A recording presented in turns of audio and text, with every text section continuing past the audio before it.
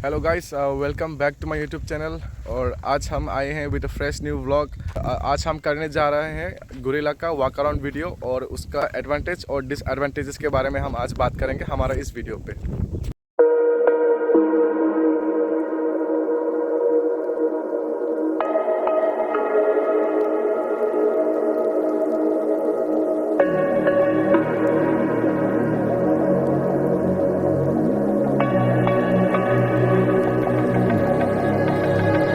अभी हम आप लोग को इस बाइक के बारे में एक इन्फॉर्मेशन देंगे, क्विक वॉक अराउंड, और बताएंगे इस बाइक के बारे में कि कौन सा चीज़ अच्छाई है इस बाइक का और कौन सा चीज़ बुराई है।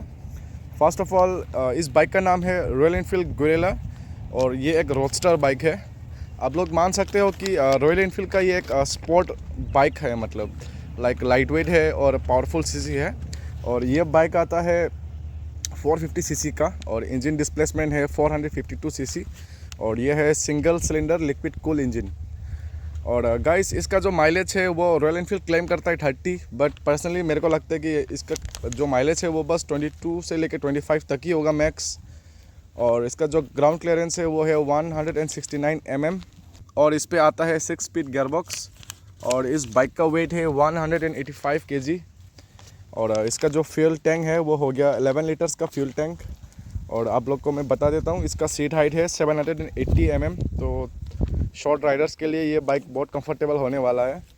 और इस बाइक का टॉप स्पीड के बारे में बात करूँ तो 170 ऐसा दिखाता है, बट आई डोंट नो, हम लोग ने कभी पर्सनली टेस्ट नहीं किया अभी तक क्योंकि ये ब्रांड न्यू बाइक है और 3-4 दिन पहले परचेज़ किया था। आप लोग को मैं भी दिखाता हूँ अभी। ये देखना,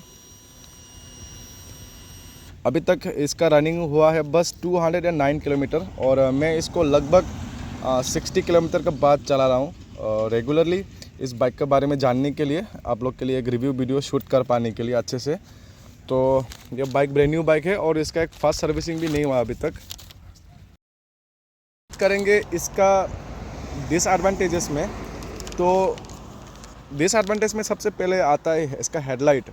इसका जो हेडलाइट विजिबिलिटी है वो बहुत लो है रात को।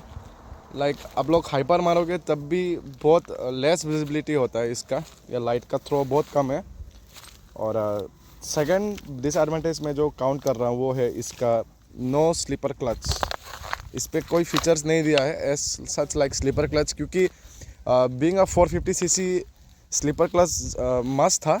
और आजकल इवन KTM सब में तो 250 सीसी में भी दे रहा है वो लोग, बट रॉयल एनफील्ड ने यहाँ पे गोरिल्ला 450 पे स्लीपर क्लच नहीं दिया, तो वो वाला मैं डिसएडवांटेजेस में काउंट कर रहा हूँ।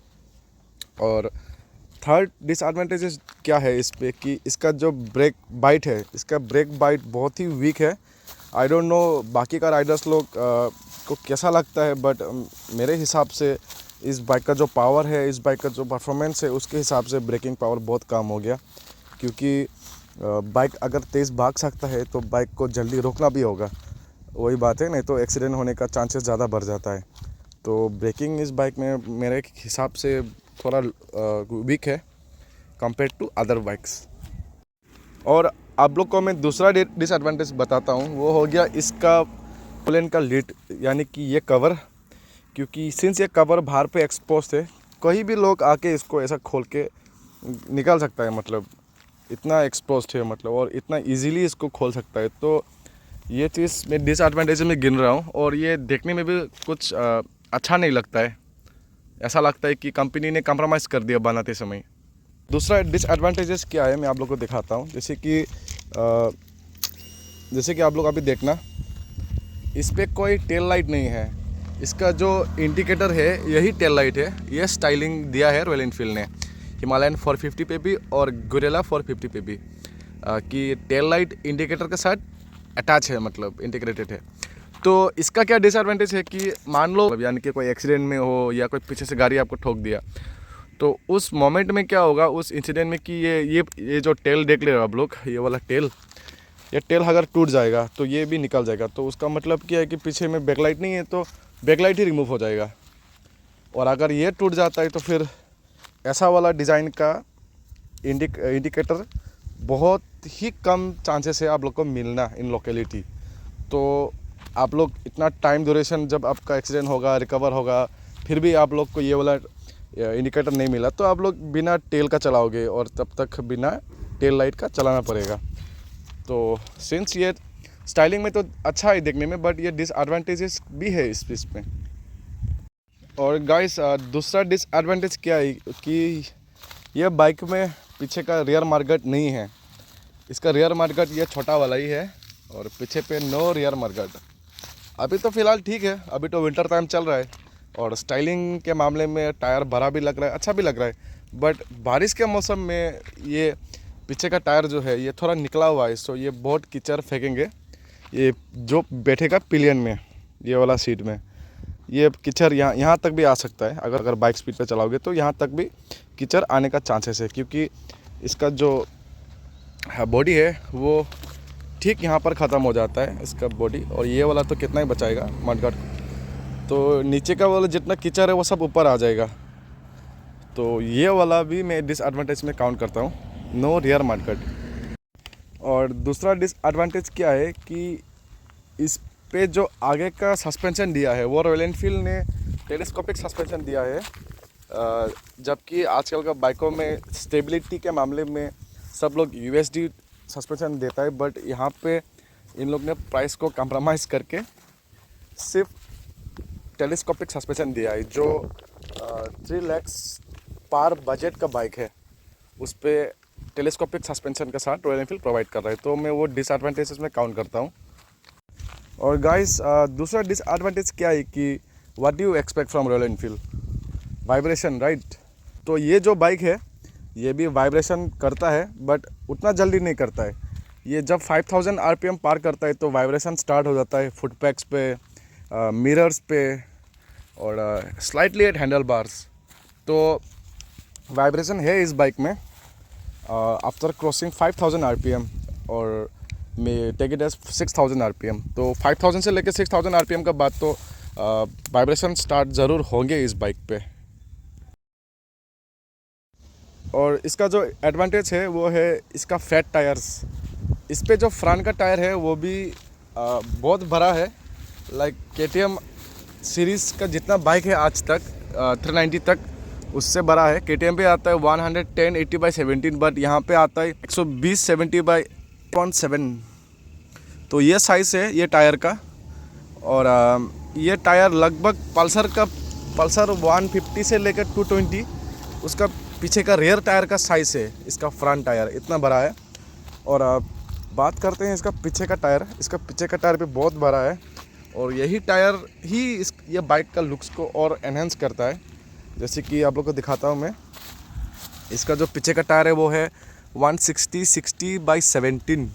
बात करता हूँ दूसरा एडवांटेज के बारे में कि ये दोनों टायर भी ट्यूबलेस का आता है, तो पंचर का उतना कुछ इशू नहीं होगा आप लोग को टोरिंग के टाइम पे, क्योंकि ये both front end rear tyre tubeless पे आता है।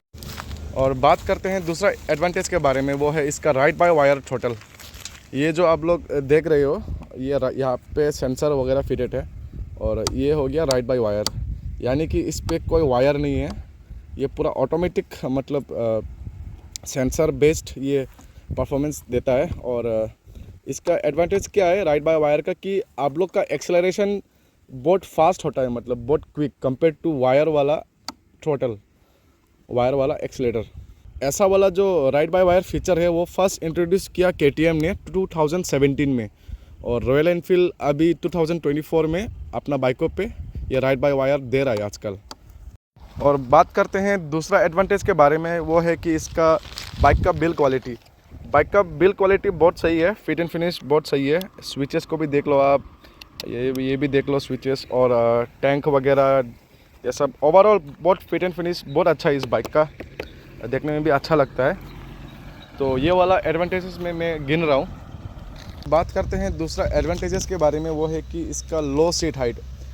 तो ये बाइक का सीट हाइट बहुत लो है, 780 mm का सीट हाइट है। तो ये वाला ये शॉर्ट राइडर लोग के लिए बहुत कंफर्टेबल होने वाला है, यानी कि एवरेज इंडियन पीपल का हाइट के हिसाब से ये बाइक बहुत कंफर्टेबल होने वाला है। 5.6 5.7 ये लोग को कंफर्टेबली ये लोग ये बाइक को चला सकेंगे, क्योंकि इसका जो सीट हाइट है वो बहुत कम है कंपेयर टू अदर बाइक्स। और दूसरा एडवांटेजेस क्या है कि ये bike being a 450 CC royal Enfield bike, ये बहुत लाइट वेट है कंपेयर टू अदर मॉडल्स।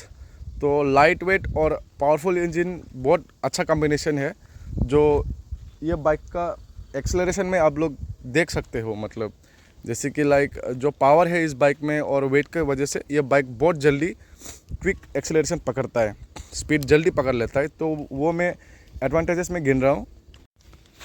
और दूसरा एडवांटेजेस में क्या आता है कि ये बाइक आता है with fully digital console speedometer. और दूसरा एडवांटेजेस क्या है इस बाइक का कि इसका पावर, ये बाइक जो पावर जनरेट करता है और इतना क्विक पावर ये प्रोड्यूस करता है, तो उसके हिसाब से ये बाइक बहुत सही है।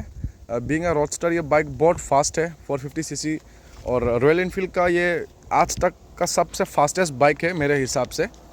तो इसका पावर को भी मैं एडवांटेजेस में गिन रहा हूँ। Last but not the least, यहाँ पे एक डिसएडवांटेजेस मैं आप लोग को दिखा रहा हूँ। ये देखो, ये वाला पोर्शन, ये वाला हो गया एग्जॉस्ट, और ठीक यहाँ से एग्जॉस्ट पाइप यहाँ पे कनेक्ट है मतलब। बट यहाँ पे आप लोग देखो, यहाँ पे वेल्डिंग का मार्क्स दिख रहा है, मतलब जो देखने में अच्छा नहीं लगता है। और ऐसा लगता है कि ये हमने खुद अलग से करवाया है, मतलब ऐसा टाइप का दिख रहा है ये वाला, ये पोर्शन। ये एक्चुअली वेल्डिंग है और ये कंपनी ने किया है, और इसको देखने में बहुत ख़राब लगता है। तो इसका फिट एंड फिनिश माना कि अच्छा है, बट समवेयर कहीं ना कहीं मतलब वो लोग छूट जाता है कहीं ना कहीं। तो ये वाला मैं डिसएडवांटेजेस में काउंट कर रहा हूँ, क्योंकि ये देखने में बहुत गंदा लगता है। यहाँ पे वेल्डिंग पूरा विजिबल है, आप लोग देखो यहाँ पे। और गाइस, मैं आप लोग के साथ अपना एक्सपीरियंस के हिसाब से और एक बात शेयर करता हूँ। जैसे कि ये पीछे का टायर जो देखने में बहुत बड़ा है और हेवी बड़ा है, 160 सेक्शन का टायर है, और आगे पे आता है 120 सेक्शन का टायर। बट आप लोग एक चीज़ ख्याल करना कि गुड लुकिंग तो है, बट हमेशा आप लोग एक चीज़ ख्याल करो कि गुड लुकिंग के साथ आप लोग को गुड अमाउंट भी देना पड़ता है। तो ये वाला टायर जो है, आप लोग इन फ्यूचर अगर चेंज करोगे तो ये मिनिमम 6000 का बजट तो आप लोग को रखना ही पड़ेगा, क्योंकि ये 160 सेक्शन का टायर है, और ये टायर भी हर दुकान में अवेलेबल नहीं होगा। इतना तो मैं कह सकता हूँ अपना एक्सपीरियंस के हिसाब से। जो पीछे का टायर है, आगे का टायर जो है वो तो पल्सर का 220 का पीछे का टायर का साइज़ के साथ सेम है, बट जो पीछे का टायर है गोरिल्ला का, वो बहुत बड़ा है। तो इसके हिसाब से एक तो ये टायर बहुत एक्सपेंसिव का आता है, और दूसरा बात क्या है कि ये टायर बहुत रेयर है टू फाइंड। आप लोग इसको बहुत हार्डली अवेलेबल मिलोगे मार्केट पे, आप लोग को ऑर्डर देना पड़ेगा, ऐसा सिचुएशन हो सकता है। तो आप लोग सोच समझ के वाइज डिसीजन ले लेना बिफोर बाइंग दिस बाइक। और गाइस, वॉक अराउंड तो मैंने आप लोग को दिखा दिया, और अभी टाइम आ चुका है अपना वीडियो को यहाँ पर ख़त्म करने के लिए। और ख़त्म करने के पहले मैं आप लोग का साथ कि should you by this bike और नॉट। मेरे ख्याल से अगर आप लोग को रॉयल एनफील्ड ब्रांड पसंद है, और अगर आप लोग को स्पीड पसंद है, और आप थोड़ा सा शॉर्ट राइडर हो, तो आपको ये बाइक डेफिनेटली लेना चाहिए। गाइस, नेक्स्ट टाइम हम वीडियो बनाएंगे इस बाइक के ऊपर में, और वो हमारा राइड एक्सपीरियंस के बारे में, हाउ डज इट फील और everything that you need to know. और ये वीडियो पे हम बस कवर कर रहा है इसका वॉक अराउंड, स्पेसिफिकेशंस के बारे में, और एडवांटेजेस एंड डिसएडवांटेजेस के बारे में। तो हम एंड करते हैं हमारा वीडियो को यहाँ पर ही, और मिलते हैं आप लोग के साथ दूसरा ब्लॉग में अगले कंटेंट के साथ। Right heart right safe.